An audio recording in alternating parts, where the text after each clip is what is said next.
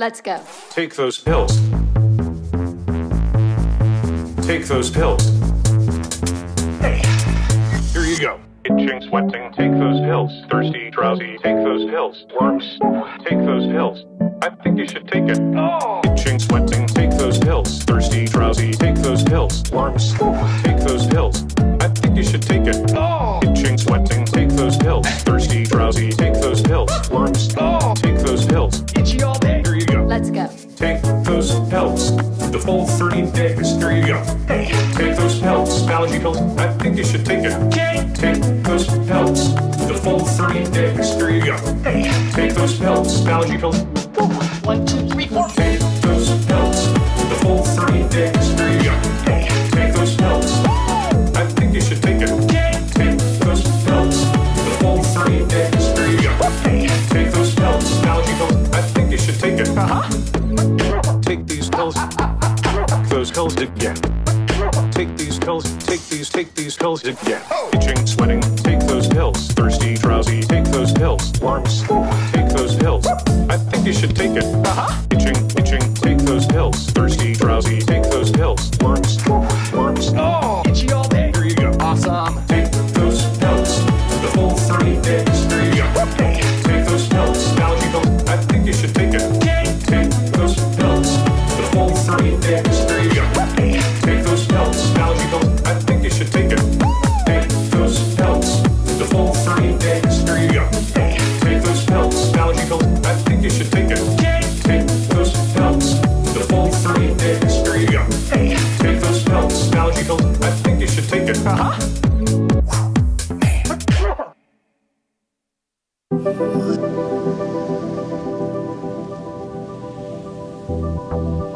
Christopher Robin, what exactly is doing nothing?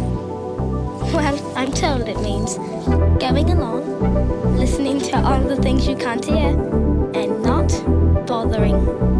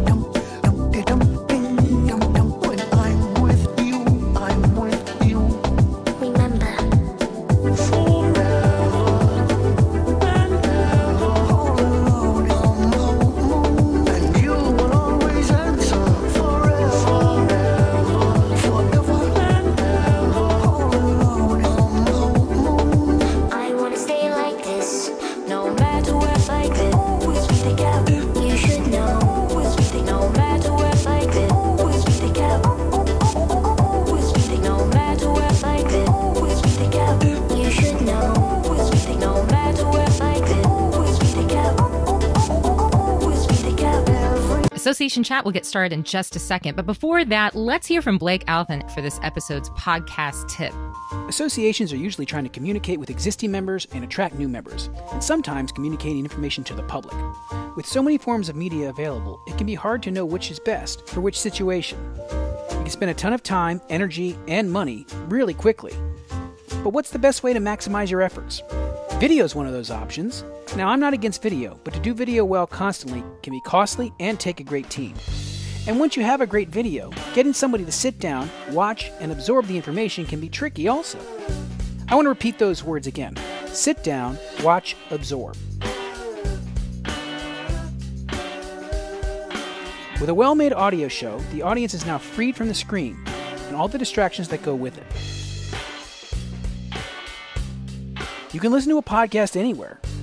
On a daily commute, at your kid's Little League game, mowing the lawn, vacuuming, doing your expense report, going for your daily run, making dinner, going to lunch. This allows the listener to find out more about your organization and topics on their time and when they want it. And if done right, it can be more intimate, technical, and human all at the same time.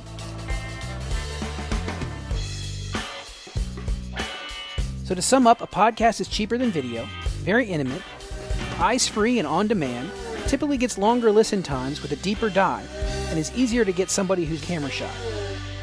So give a podcast a try. You can thank me later. For more tips and tricks and free information about podcasting, go to humanfactor.net.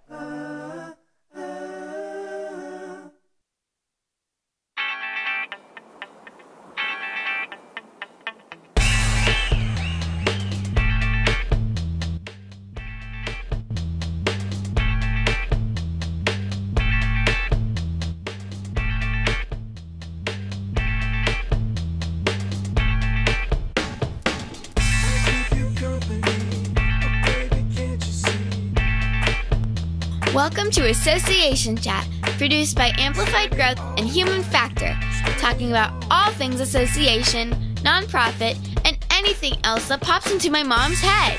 And now, here is your host, Kiki L'Italian. Hey Mom, can we go to Hot Topic when you get home? What? She's always asking for more money. What is that? We need more money. We gotta get more sponsors. I don't know. Speaking of sponsors, Hot Topic, come on. Okay, so sponsors, I want to say thank you to Human Factor, who produces this show. You're welcome, my darling. Thank you, and also to Amplified Growth. Thank you. You're welcome. Thank your you, darling. Me, yes. So it's so great to be here, Blake. I want to ask you a question. Yes. Did you know what you wanted to be when you grew up? A rock star. A rock star? Yes. How's that working? Well, first Superman, then a trash man, then a policeman. Man? They got to ride on the back of trucks. How cool is that when you're 4 years old? What? That is kind of cool, I guess. You wanted to be the center of attention. Yeah, and then I figured out I was better in this room, and I could make more money in this room that I'm sitting in now. Well, it's very interesting. You know, the thing about associations and people in the association world is you rarely find somebody who says, you know what? When I started out, I wanted to work as an association executive. I wanted to work in the association industry. When I got started in associations, I hadn't even really considered that. You didn't know there was an association for associations. Yeah, I didn't think about it. Do you think the Great Kuakini wanted to do what she wanted to do?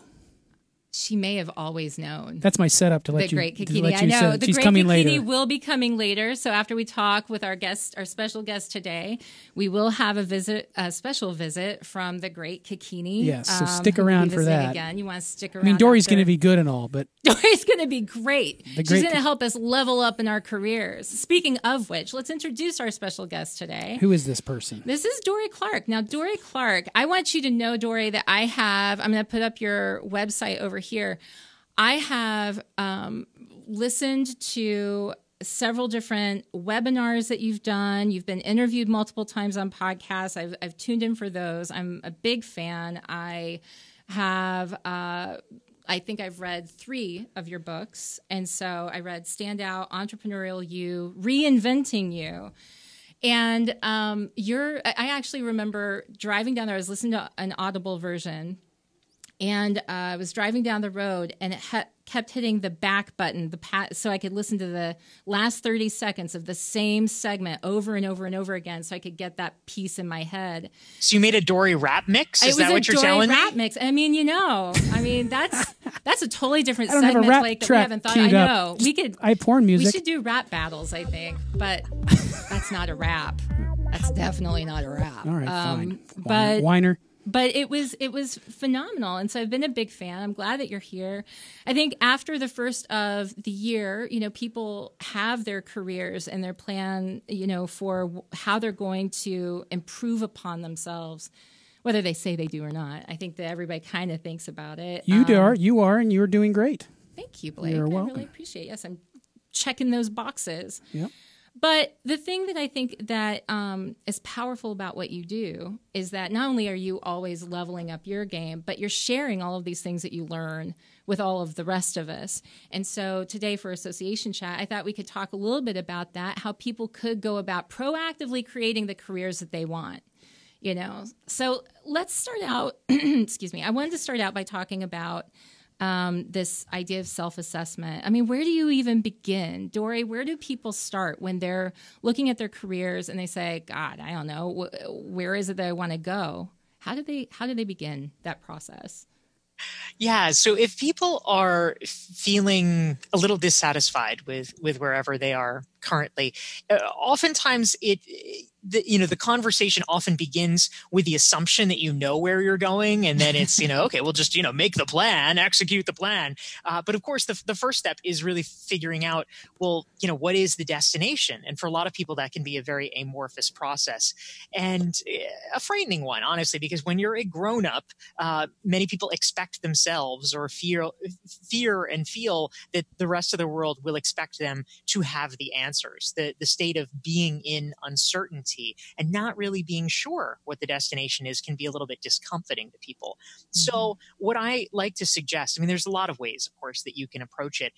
The first one is understanding that you're probably not going to have the answer. And so I like to suggest that people write down a range of options. Most people can probably narrow it down to, I don't know, a half dozen possibilities. That's usually broad enough that they can do that. And then what I like to suggest, and I spend some time talking about this in my book, Reinventing You, is that for a while, you should be in the phase where you are seeking out disconfirming advice. It's often a lot easier to narrow down what you don't want to do as compared to figure out what you do want to do. And so if you have maybe a half dozen things, I could do venture capital and I could do photography and I could be a travel writer. Well, okay. Over the course of, let's say, 6 months, give yourself an assignment to find out as much as you can about these potential professions. That could be reading books. It could be doing informational interviews. It could be spending time on blogs to sort of see what's being talked about in the industry and try to find information that will enable you to whittle down the list and figure out things that, I didn't realize that investment bankers worked 120 hours a week. Maybe that's not the right thing. Or, I didn't realize that being a florist meant that I'd have to spend all day in 45 degree, chill houses. I don't like Maybe sweaters. Exactly. Yeah. I heard a recorded version of you speaking to the National Speakers Association. I almost went to that conference just because you were speaking there. You almost. I did. Almost. I Not cheaped quite, out. Dorie. I cheaped Sorry. out at the last minute. I was like, maybe next time. But I listened to your talk, and one of the things that you mentioned was it was during you do this self-reflection on a regular basis. You had been leveling up, and you've been going out and speaking really hard, and you've been doing a lot of it on the road constantly, and that was. The story you tell is about how you began to look at, is this really the best way? Shouldn't I have these different lines of revenue coming in? Shouldn't I be, Touring's pretty brutal. Well, and the thing is, you would know, like with music and stuff like that, touring's brutal. It's hard on your body. It's hard on your relationships if you have somebody back home. And so with things like that, you always have to constantly be assessing and reassessing, am I doing what I'm happy doing? And I think all of us, though, whether it's being on the road or not, because there's so much disruption, because there's so much happening in all these different industries, we should all be kind of on our toes thinking, how do I feel about this? And am I prepared if I have to make a shift or a change? What are some of my options? So like when somebody's going about their day and they think, well, I don't know, Kiki and Dorie, I don't know. I'm looking at this, and does that mean that I should learn how to code? Does that mean I should? So they come up with all of these different answers, and then they try to test them, and they try to figure out what's not the answer. They come up with their answer, they think, that they want to focus on, then what? Yeah, so once you have something that feels like a reasonable hypothesis, I think throughout the process, you have to be really gentle with yourself in understanding that it is going to be the exception where there's a person who can just call it and say, oh, exactly this. And then that's the perfect answer. There are always surprises that you discover along the way. And so it's a lot easier and better, I think, if you view everything as a hypothesis to test along the way. I mean, this is something that gets talked about in the high-tech startup world now a lot. We talk about agile and you talk about the lean startup methodology. You need a very similar viewpoint with your career, because obviously this is a very personal thing. When we're talking about, what do you do for a living? That's the primary way that, at least in North American culture, most people actually make sense of their lives and make meaning in their lives. And so to feel like that's uncertain or that's in disarray can be very threatening to people on an identity level. And so we need to just understand, look, if we make this an all or nothing high stakes thing, well, I said I was going to be a photographer, and if I'm not a photographer in the next 8 months, I will have failed.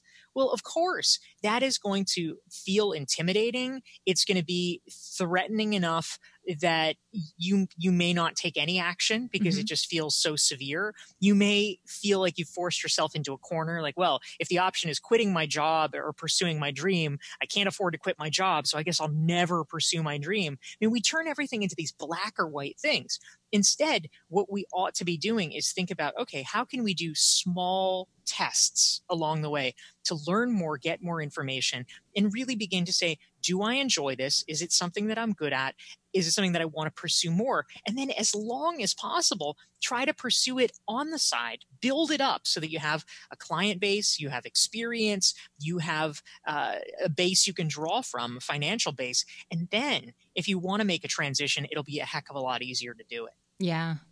I was listening to something on the way driving to the studio this morning, and the guy shared this, another Audible book, and you do a lot of those. I do a lot of those. I'm in the car, and he was sharing this saying that I'm sure everybody's heard, which is, if the grass is greener on the other side of the street, fertilize your lawn, and it starts with sort of, instead of thinking maybe I should go over there or do that other thing, maybe what I should do is just, and I think that's good for people who are looking at personal development and looking at ways that they can, maybe you just need to try something new and feed your mind where you are. Well, I have a thought on that too. Like, I think it was Mike Rowe was talking about this, and he was talking about like this whole notion of going for your dreams. Mm-hmm. Like, okay, I'm a 5'8" white guy, but I'm going to be in the NBA. That's kind of like leads to delusions and stuff.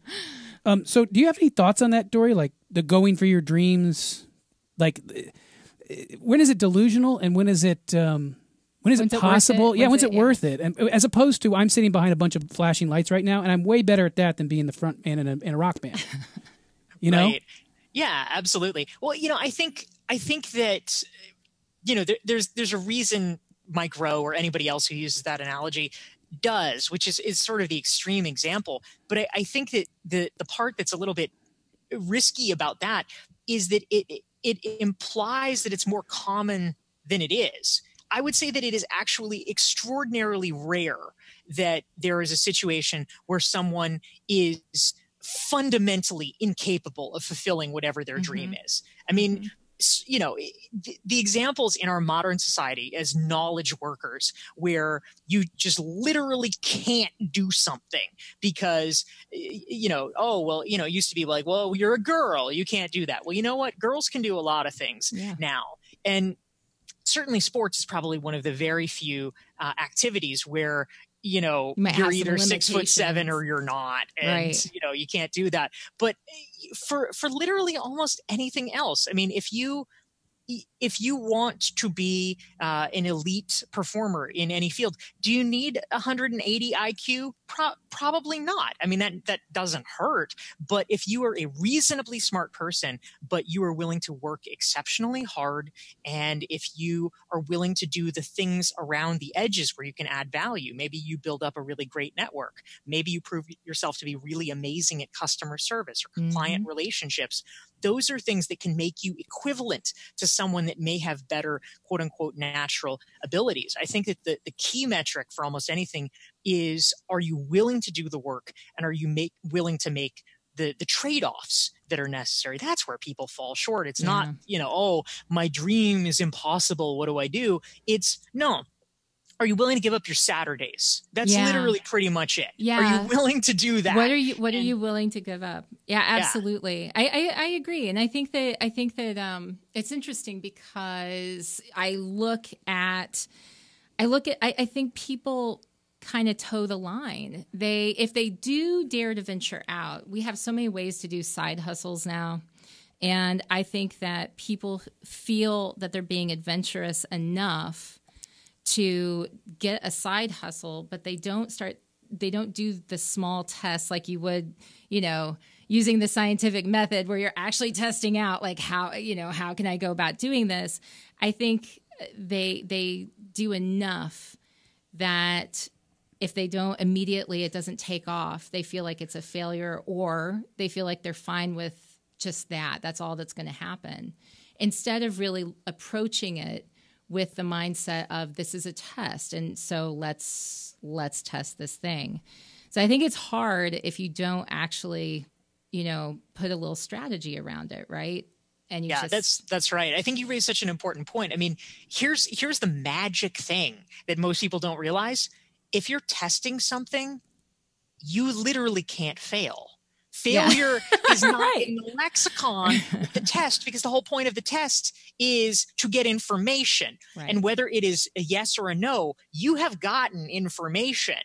There is literally not such a thing as failure if you are in test mode. Whereas if you are the kind of person that, and this is kind of how the cultural narrative is. But if you were doing the thing where it's like, oh, well, you've secretly been slaving in your basement for the past 7 years, and you've never told a soul, and you've done this perfect little creation, and then you put it out into the world and they don't want it. Well, then yes, of course you've failed, and now you feel horrible about your life. Yeah. Don't do it that way. Do something for 2 weeks and then see if anybody wants it. The risks are so low. It doesn't matter. It doesn't reflect on you or your quality or your identity. It just is like a little piece of information. If they don't like it, okay, make it green next time. Who cares? Yeah, I love it. I think that's great. And we test stuff all the time, which I love. One of the best things that's happened to this show is that we've decided to make these little tests all along the way. And it's been... People don't see most of them. No, they don't. Except when they do, and that's the thing that they see the absolute most of. Yeah. Well, you know what's funny though, I think, is that we people always like seeing us test stuff. That's true. Like when we just say, "Hey, we're going to be testing," they want to see behind the scenes, kind of. They want to see the. I don't know what that means, but I think maybe because it's a little bit voyeuristic to see somebody going through the trials, and failing, right? and failing at some stuff, and it's not smooth and not perfect. And I mean, that's kind of, I feel like with Photoshop and filters for everything, maybe the raw stuff is a little more compelling these days. So let's bring this back to associations then. So I think you said in the beginning, associations, typically no one said when they were little girls, boy, I want to be the executive director of the American Fill-in-the-Blank Association. Yeah, I think I know 2 people who maybe did that. But seriously, but that said, I think it's the same thing that I really enjoy producing podcasts for associations and shows and working on television and doing music here and stuff like that. And if I'd actually gotten my dream, I'd be out on the road, and the guys I know on the road are just miserable. And sort of when it comes back to associations do really cool work. Associations do amazing things. Once you're in here. Well, and so Dorie, you speak about entrepreneurial pursuits, and it's really a mindset, I think. This entrepreneurship idea, people can have an entrepreneurial mindset and work for an organization and identify new new ways, new existences, new jobs for themselves, And one of the things that you do in your books that I really appreciate is that you empower people to figure out what it is that they, who it is that they want to become, and to go about it and not necessarily look for something that's sort of, they don't have to completely, leave everything that they've got. They can reimagine who they are wherever they are. And maybe they build a place for themselves where they are. Maybe they go out on their own. One of the things that you talk about in Stand Out is how people can stand out, how they can raise their profile and maybe even become influencers in their industry. A lot of people are trying to do that so that they are more valuable and their positions and their jobs are more secure. What are some things that association executives especially can look to do to sort of build up their profiles? Yeah, absolutely. And I'll say the interesting thing, just to sort of build on what you were saying, you mentioned that, a lot of people are working to build their profile. The asterisk that I put is I'd say a lot of people want to build their profile, but actually a surprisingly few number are really doing it, are really taking the actions. And so I think that a really powerful thing for people to realize is that if you do even a little bit, you are doing more than most people are, and you will set yourself apart if you do it consistently over time. I think sometimes people look around at, the mass of quote unquote competition around them and they say, well, why should I bother? There's so many people trying and it's so crowded. And the thing is, yes, it's crowded at the start, at this, the starting line, but it is not at all crowded at the finish line. That's true. And people just drop off. Yeah. I mean, if you can count the people on two hands that like you're thinking of when you say it's so crowded and you, that's not a lot, really, statistically. That's not a lot. I take it the high end, whatever it is. Dorie's absolutely right. As you get to the I'm doing a symbol with my hands, Dorie. You can't see it. But I'm doing a pyramid thing. He's doing this, is what he's doing. Doing Pyramid stuff. Yeah. But as you get to the top, he's absolutely right. Never really thought about that. It's cool. Well, it's good for people to hear that, because I do think that they get dissuaded from even trying in the very beginning. And I think that a lot of times they hear these words like, you have to do video, or you have to get out there and do this, you have to be a public speaker. And they're like, I'm not that person. But they don't have to be that person, right? I mean, totally. There are different ways that they can raise their profiles. Yeah, this is a really important point as well, Kiki, that people sometimes feel like they're getting the message that they have to do everything simultaneously. And so they get kind of freaked out because they're like, well, clearly I can't do everything. And so then, of course, the answer is to do nothing, right? Yeah. It's too much. That's what I do. So, the key is like, pick one thing. Pick one thing and just kind of go deep on it. And you can pick the thing that suits your personality. So that hopefully it's easy. Hopefully it's fun. Hopefully it's additive. So, what are some things that association executives can do to build their brand, to build their profile? And, the upshot of this, of course, is that it makes you more indispensable in your job and in your field. So blogging is fantastic, sharing your ideas and your insights. And frankly, it's all kinds of content creation. So it's form agnostic. It could be writing through blogging or articles. It could be podcasts through audio. It could be video. It could be speeches, whatever you like, whatever you're good at, you can try to do more of. That's an important thing. It could be commissioning or taking a lead on doing important research. That's certainly a way to make a mark. If you're creating unique intellectual property that people think is interesting and valuable, that tells me something I didn't know about my business or about my industry. That helps you stand out. That's one way of doing it. You could also cultivate a niche specialization that you become really an expert in. Certainly as an association executive, you're called upon to do lots of different things and be kind of a Renaissance person. But in addition to that, if there's kind of a subsector that you feel particularly passionate about, you could really study that, do interviews, learn about it, read about it, take courses on it, and you become known as kind of the go-to person for this facet. All of a sudden, that's an extra level of value that you bring to the people around you. Absolutely. I know that somebody's asking, Sayed's asking, is this pre-recorded? No, this is absolutely live right now. Unless it's past Tuesday at 2:45. No, I'm looking on YouTube Live right now. So yeah, if we were looking at this in the future, then it would be, yes. But right now, Syed, you're good. It's actually not live at the same time. So thank you for typing. Did you have a question? No, he just wanted to know if it was pre-recorded. Maybe he does have a question and he'll ask it if he will. He can. Yes. What else is in this book? Because you've read it and I have not. Well, which one? I mean, the one we're plugging here. So, Entrepreneurial You. Let's pull up the website again. All right, we can do that. Entrepreneurial You. Isn't that that's the there most she recent. is. I see her right on the site there. About. Would you like to read it?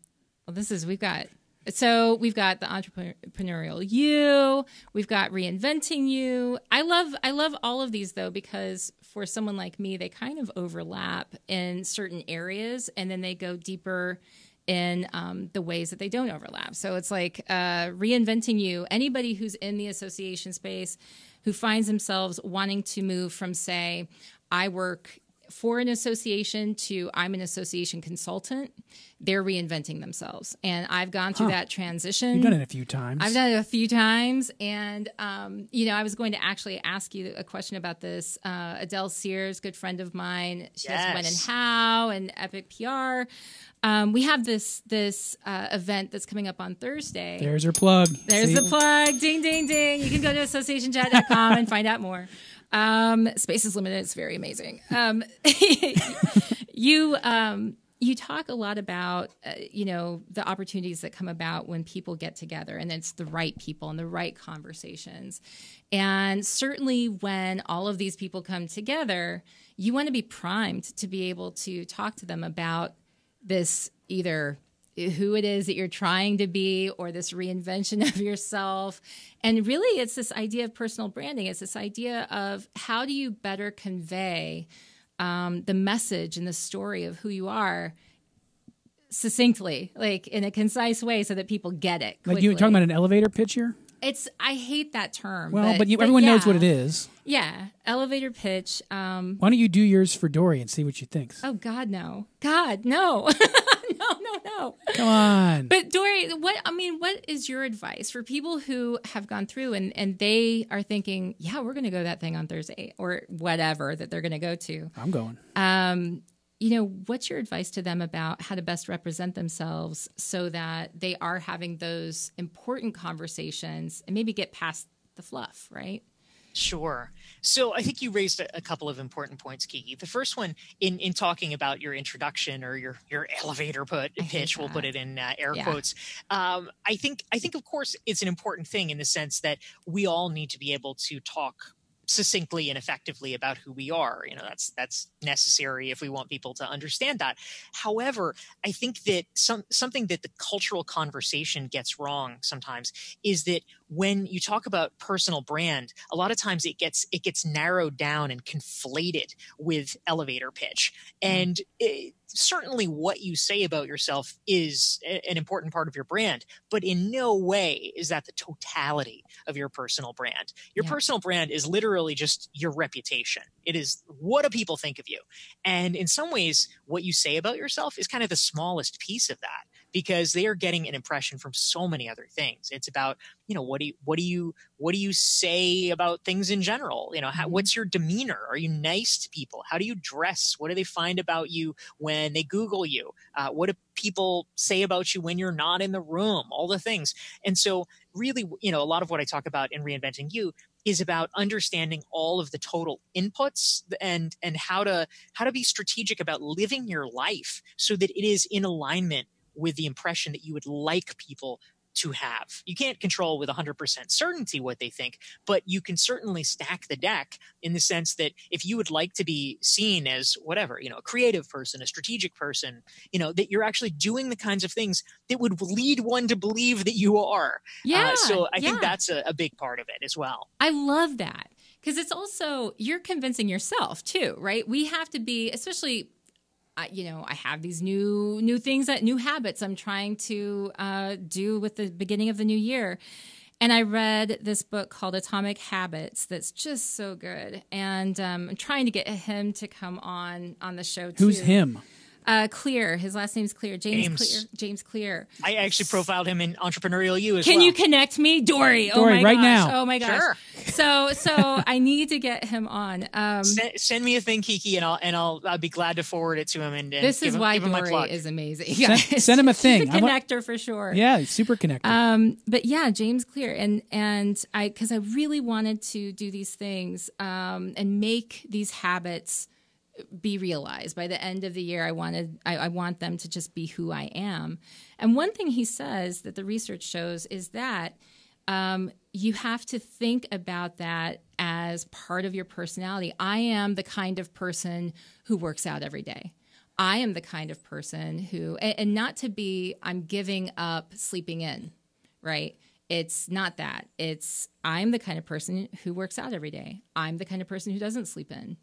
And when you are in alignment with those things and you begin to personalize that and make that part of who you are, before long, it really is, right? And so what you're saying is you have to you have to take those things on and say those, represent those, and stay in alignment with your own character. Right? It's amazing how some people are like, I'm the person who's never late, and they're always late or whatever. Really? Yeah, because they want other people to believe it, but they're not actually doing the thing. They're not actually doing the thing. So how's it go? Let's get you. So you've been doing it. I know what you've been doing, but you've been doing it for 3 weeks now.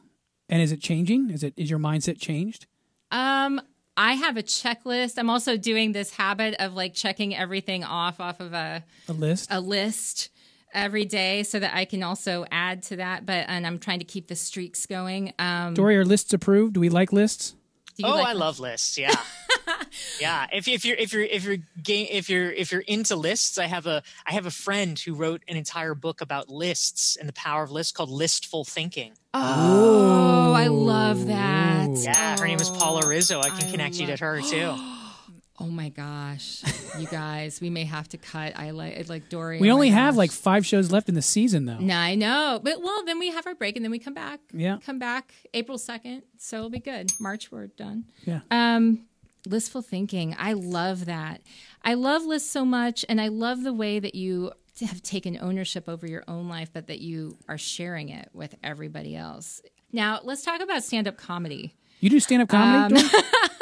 Yeah, I do a bit. Yeah. Tell us a joke. They get that all the time. Stand-up comics say, what? Tell us a joke. You put all of us on the spot. They always. No, I'm just saying they do that all the time, right, Dorie? All right.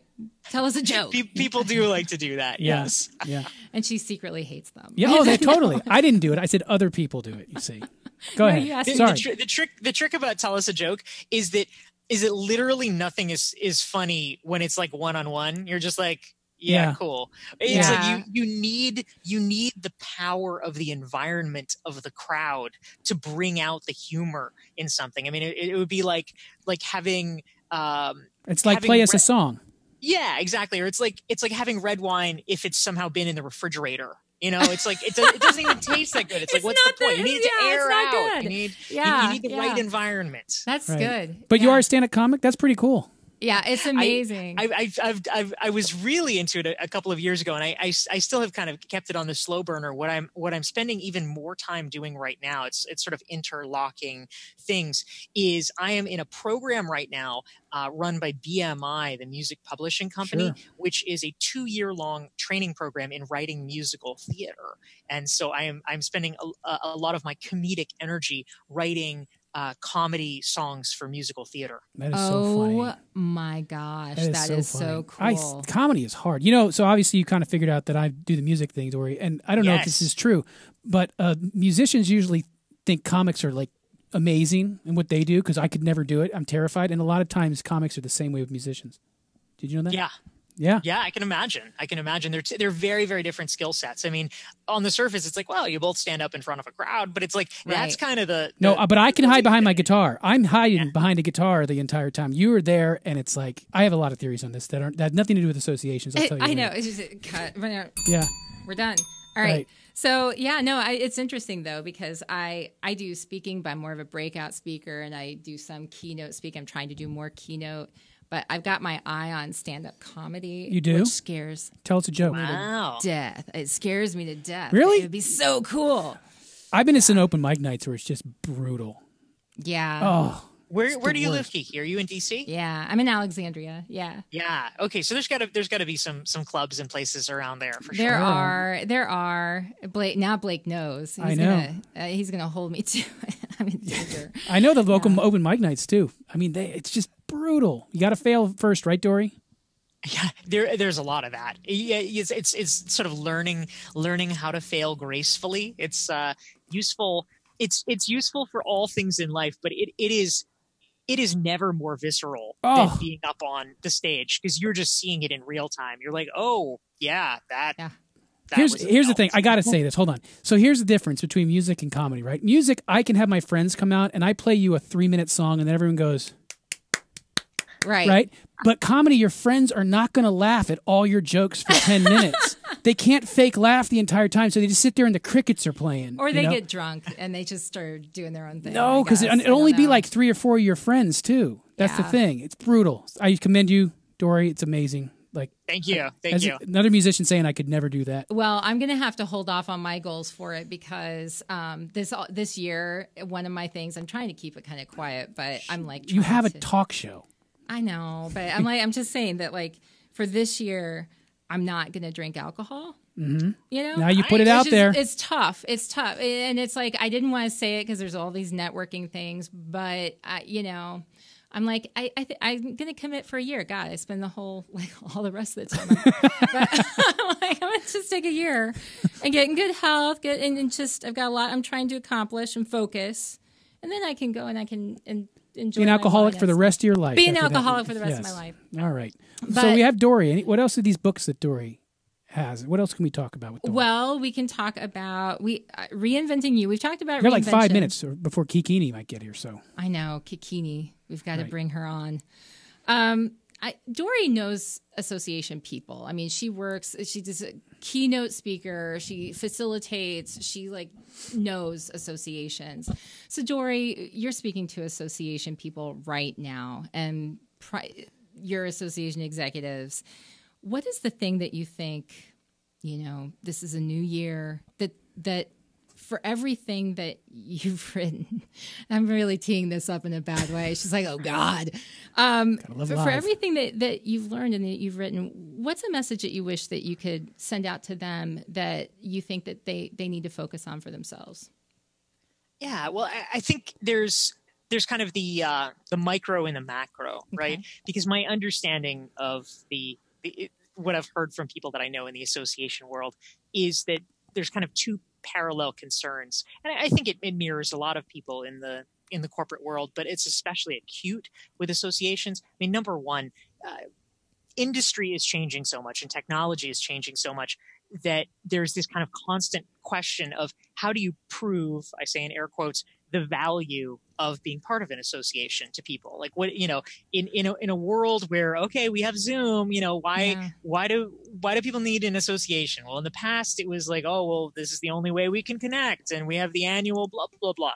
And, you get this nice print magazine. Well, they're not really so much things anymore, and people have other alternatives. And so how do you convince your membership that this is essential, this is indispensable? And even though, okay, we're not reading print journals really anymore, this is something that really still matters for you and is going to be worth not just your passive check as a member, but your active involvement. I think that's business challenge number one. And then number two, of course, is within that, you yourself as a professional, how do you get your true worth seen by your members, by your board? How do you make sure that you are recognized as being preeminent and valuable and essential to your organization?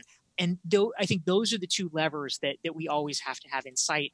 And in my books, especially Stand Out, that's really what I talk about is how to rise above the noise and really make sure that you're being heard, not through being the loudest, because that's kind of a battle that no one can win. And frankly, you probably don't want to win it, but by being strategic and deliberate about the message that you are sending.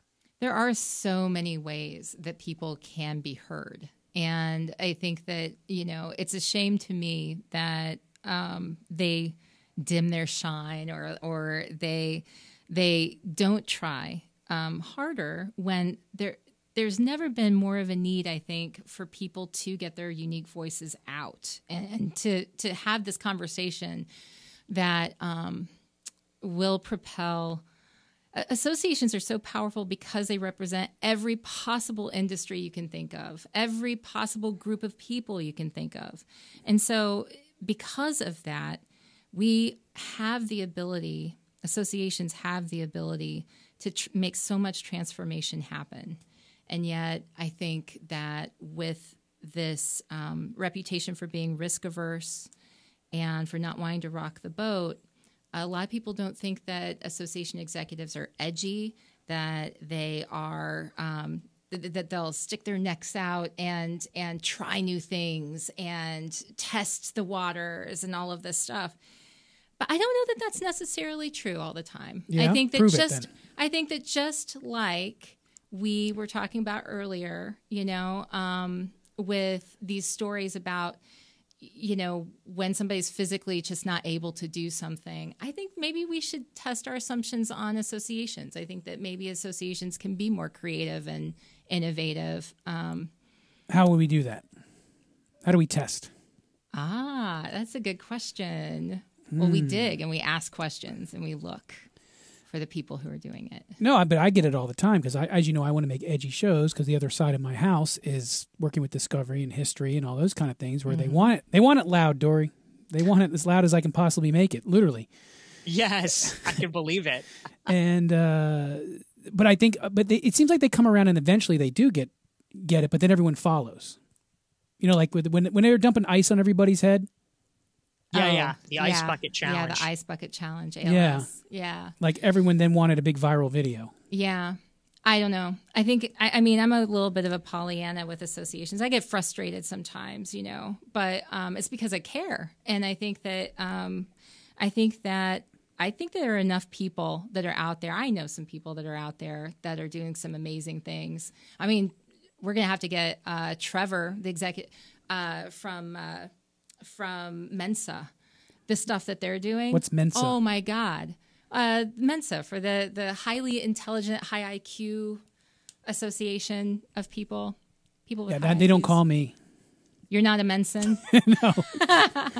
I've got the T-shirt. Speaking of Mensa, I was at the Bell House, which is this like very hip club in Brooklyn. Yeah. And this was, a couple of months ago, and I wandered into this section, and it was like, and I discovered everyone kind of looked at me funny, and I'm like, oh, and I see, okay, it's a reserved section, and I'm like, oh, sorry, I'm like, who is this reserved for? They're like, Mensa, and it was an NPR show. It was like a taping of, I think it was Ask Me Another for NPR, and Mensa was the sponsor. The president of the local chapter of Mensa did the introduction, and then they had this whole roped off Mensa area. So they are going hip. They are going Brooklyn. Yes, There they you go. are. See? Look at that. I love that. You yeah. love it? So, edgy stuff, we do have the Great Kuakini. we do have the Great Kuakini. Nice transition. You like Thank that? Blake. Yes. Dorie, thank you Dorie so can stick much. around if she wants, but she's a very busy lady, I'm sure. Well, yeah, and she won't get to see the Great Kuakini unless she jumps over to YouTube, I think, right? That is true. Yeah, but I promise you, well, I don't promise you. It might be worth it, Dorie. It might be worth Let's it. plug the book and stuff before, Yeah, just in case she doesn't want to stick around. Where can people find more information about you? Where can they best connect with you? Yeah, thank you so much. It's great. It's great chatting with you guys.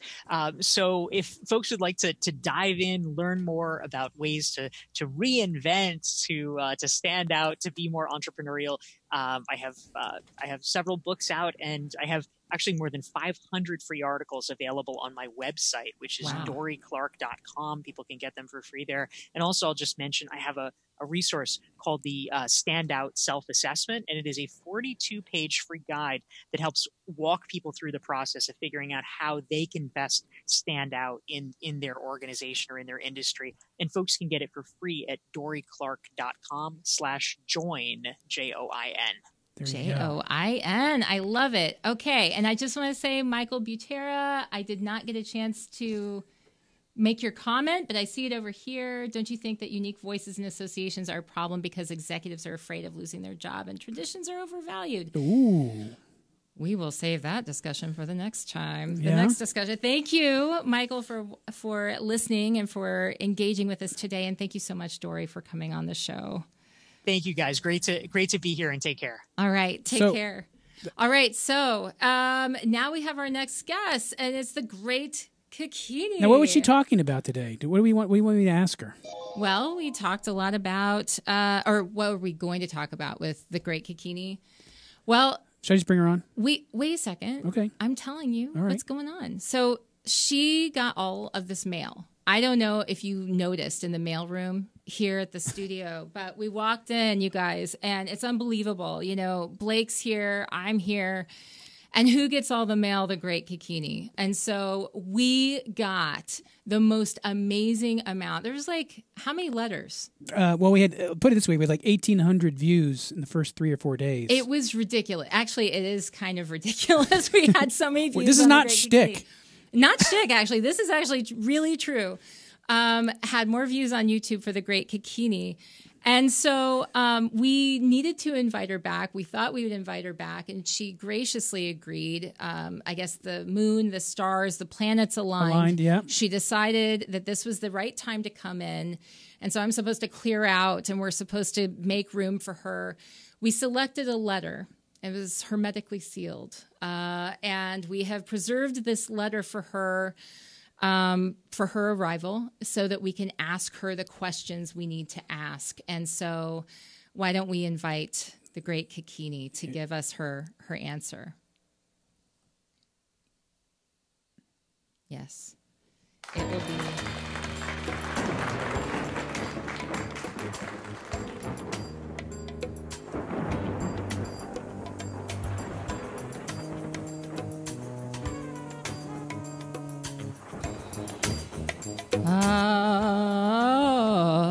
Great Kuakini, is that you?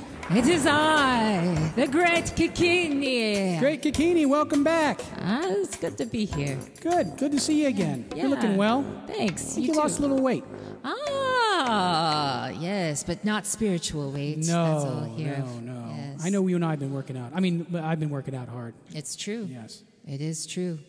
All right, so let's see. I guess you know, as usual, what we're up to here. Oh, I do. I feel what you just said was perfect. It's about transformation. Am I right? Yeah, you are. You are. So, but for the listeners for the listeners and the people watching on live YouTube and the live Facebook and wherever it is, I'm going to read the question for them. Okay? Oh. Okay. Read the question. This is from Matt in, I think it says, Washington, D.C. here. This one, here it is. To the Honorable Kuakini, you're honorable, by the way. I am the head of membership for my small association, and all the exec team heard from the executive director and the board has suggested very seriously that we undergo a digital transformation. Have you ever heard that so far? I've heard of many transformations. Okay, but listen, here's the tricky part. They've already budgeted for the year, but the executive director says we will make this happen. Kuakini, will this happen? What does it mean? What does digital transformation mean? And especially, we have no budget for it. What do I do? What does poor Matt do?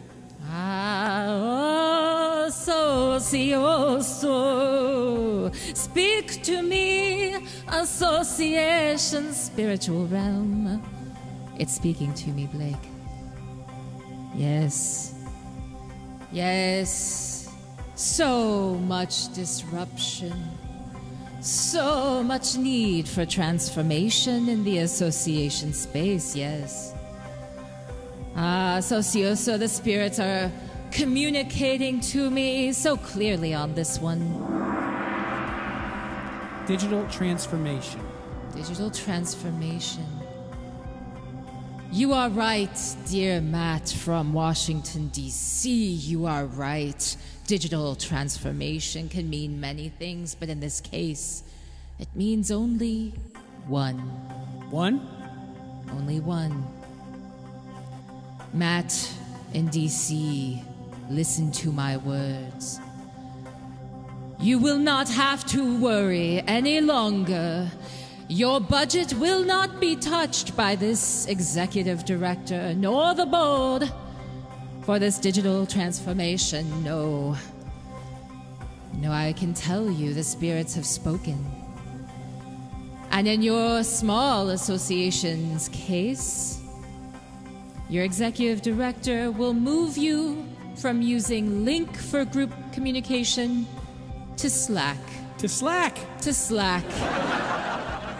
There's your digital transformation. You've done it, Kikiki. Once again, thank you. Boom. Drop mic. Drop please don't mic. drop our mics. That wouldn't be cool. But no. Thank you for coming. I have another message, Blake. Oh, well, let's get some music going for that. Right. Blake. Yes, Great Kuakini. It is no longer enough to have only I, the Great Kuakini, here. Oh, is this an announcement? I have an announcement to make. The time has come. The time has come for me to bring a great seer from the great... Oh, beyond. I almost lost my ball. Yes, I will be bringing an assistant from the great beyond, another great seer with messages for the association realm. I see. You must return. In a few months, this will happen? It will happen. I shall not say when, but it shall happen. Watch for my return.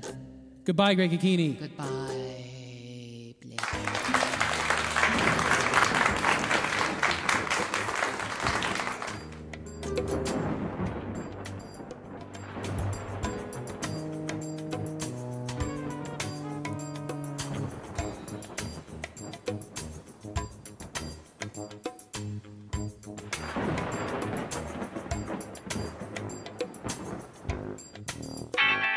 She is wacky. I mean, can you believe that the smoke cleared out of here? The spiritual fog cleared It clears out of right here so out quickly? afterwards. It's amazing. She's amazing. She's something. I wonder what she's going to reveal to us next time she comes on. Well, you have an event that you want to show before we get out of here, right? That's true. I want to talk about this event that's coming up. Check out this event on Thursday. I mean, if you're in DC, if you love association chat, and if you happen to like mingling with creatives and people who want to do things that are a little bit new or different or test new ideas out for their associations, this Thursday, it's all about you. We're doing a Be a Creator Without the Risk, Creativity Without the Risk Salon in DC. And you can still get tickets right now. RPM Italian is where it's taking place. It's taking place... Is that a restaurant? Yes, Okay. it is. It's Making beautiful. sure it's not some sort of wacky ad firm name. No, it's beautiful and fancy. Beautiful and fancy. And it's the from food's good? 4... Yeah, it is. Really good. What kind of food do they have? Italian. Or l'Italien. It's from 4 to 6 p.m. And you guys, this is not by accident. It turns out that if you are looking at timing, the best time for you to collaborate and think creatively is from 4 to 6 p.m. and during that time frame. And so we have planned it and organized it according to that so that you are in your best possible mindset to connect with these great people, artists, visionaries, rebels. Join us. Join us. Join us. Yes. All right. You ready to get out of here? Let's get out of here. Let's get out of here. Thanks for listening to Association Chat, produced by Amplified Growth and Human Factor. For more information on Amplified Growth, go to amplifiedgrowth.net. And for more information on making podcasts for your association, go to Human Factor at humanfactor.net. To hear past episodes, go to the Association Chat YouTube channel and subscribe. See you soon!